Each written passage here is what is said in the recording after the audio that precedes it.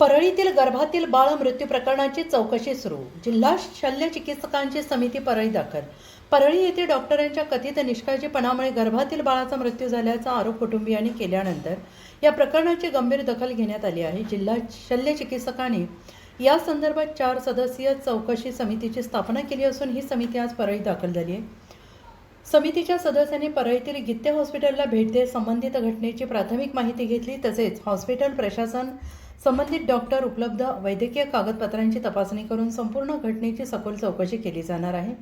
या चौकशीनंतर समिती आपला सविस्तर अहवाल जिल्हा शल्य चिकित्सकांकडे सादर करणार आहे.